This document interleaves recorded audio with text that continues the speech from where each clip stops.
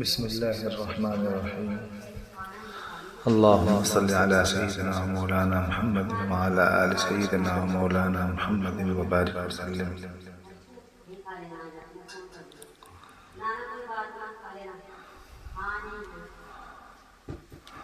أعوذ بالله من الشيطان الرجيم. بسم الله الرحمن الرحيم. والكاظمين الغيظ والعافين عن الناس والله يحب المحسنين.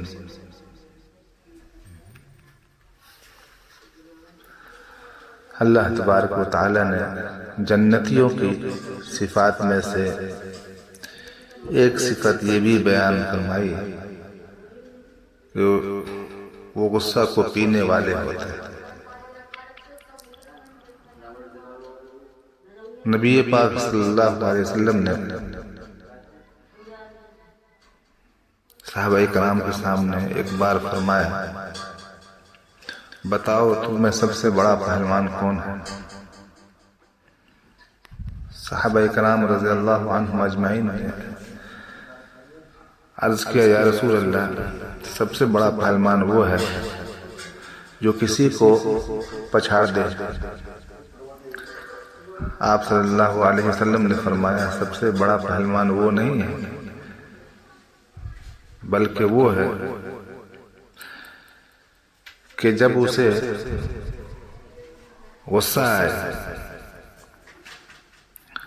تو اس کو برداشت کرے اور قابو میں کرے. وہ شخص سب سے بڑا پہلوان ہے. آج کی گفتگو کا یہی موضوع ہے کہ غصہ تکبر کی وجہ سے ہوتا ہے. غصہ تکبر کی وجہ سے ہوتا ہے. غصہ یہ تکبر سے ناشی، جس کے اندر جتنا زیادہ تکبر ہوگا اتنا زیادہ غصہ ہوگا. اور یہ بات یاد رکھنی چاہیے کہ اللہ کے نبی صلی اللہ علیہ وسلم نے ایک جگہ فرمایا، الغضب من الشیطان، غصہ شیطان کی طرف سے، والشیطان من النار، اور شیطان آگ سے پیدا ہوا ہے.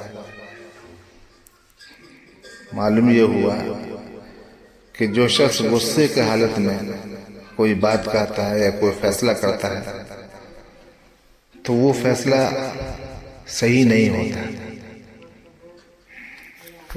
اس فیصلے میں خیر نہیں ہوتی.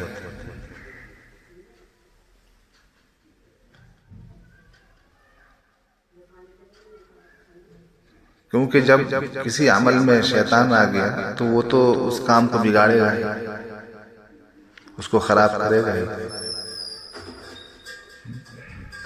اس کا کام ہی ہے کام کو خراب کرنا، ہمارے اور آپ کے نیک عمل کو خراب کرنا، اچھا سے برا بنانا.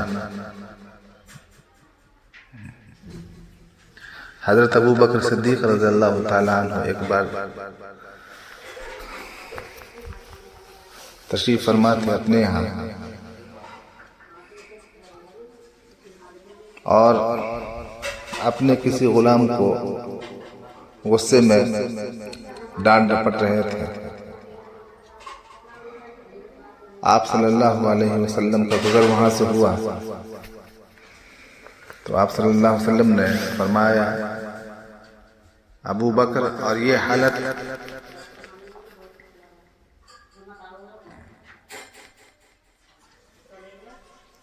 حضرت ابو بکر رضی اللہ تعالیٰ عنہ کو احساس ہو گیا، اور آپ نے اسی وقت حضور صلی اللہ علیہ وسلم کے سامنے معذرت کی اور عرض کیا، یا رسول اللہ، اب میں آئندہ ایسی حرکت نہیں کروں گا، مجھے معاف کر دیں. پھر اس غلام کو بھی آزاد کر دیا.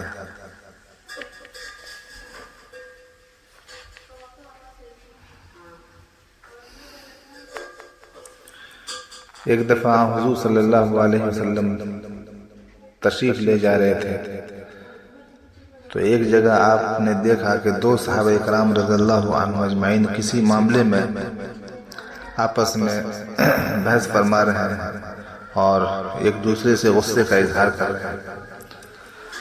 حضور صلی اللہ علیہ وسلم وہاں کھڑے ہو گئے اور فرمایا کہ میں آپ لوگوں کو ایک ایسی بات نہ بتا دوں کہ اگر آپ لوگ اس پر عمل کر لیں تو آپ کا غصہ ٹھنڈا ہو جائے۔ انہوں نے کہا یا رسول اللہ ضرور بتائیں۔ آپ صلی اللہ علیہ وسلم نے فرمایا کہو اعوذ باللہ من الشیطان الرجیم۔ ان حضرات نے فوراً پڑھا اور دونوں کا غصہ ٹھنڈا ہو گیا اور آپس میں مل گئے۔ تو غصے کا علاج کیا ہے؟ اعوذ باللہ من الشیطان الرجیم 3 بار پڑھ لیجئے، انشاءاللہ غصہ ٹھنڈا ہو جائے گا۔ یہ علاج ہے، آپ تجربہ کر کے دیکھیے۔ بعض حضرات کو جلدی غصہ آتا ہے، اس کا کیا علاج؟ حضرت حکیم الامت مولانا اشرف علی تھانوی رحمۃ اللہ علیہ نے اپنے ایک ملفوظ میں فرمایا جلدی غصہ آنا ایک طبعی بات ہے جو اختیار سے باہر ہے،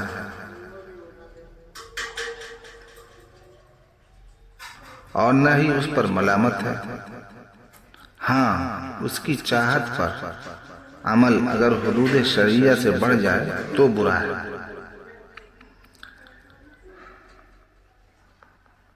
اس کا علاج ہمت کے علاوہ کچھ نہیں ہے۔ اس ہمت میں جس پر غصہ آئے اس سے دور چلا جانا، اعوذ باللہ پڑھنا، اپنی خطاؤں اور اللہ تعالیٰ کے غصے کا خیال کرنا بہت مددگار ہے۔ نرمی وغیرہ ایک عرصہ تک غصہ کے بارے میں یہ باتیں سوچ کر اختیار کرنا چاہیے۔ ایک عرصہ کے بعد ملکہ نرمی کی مہارت پیدا ہوگی، ہمت نہ ہاری۔ ایک کام اور کریں کہ کوئی وقت مقرر کر کے اپنے عیوب کو سامنے رکھ کر سوچیں کہ میں سب سے برا ہوں، میں سب سے برا ہوں، میں سب سے برا ہوں۔ اس سے تکبر کی جڑ کٹ جائے گی، اس سے تکبر کی جڑ کٹ جائے گی۔ غصہ تکبر ہی کی وجہ سے پیدا ہوتا ہے۔ جب غصہ آئے تو یہ خیال کرو کہ تو سب سے برا ہے۔ یہ آخری علاج ہے، یہ آخری علاج ہے۔ آپ تجربہ کریں، انشاءاللہ آپ کا غصہ حرم ہو جائے گا، آپ غصے سے نجات پا جائیں گے۔ اللہ تبارک و تعالی ہم سبوں کو اس بری عادت سے محفوظ فرمائے، آمین۔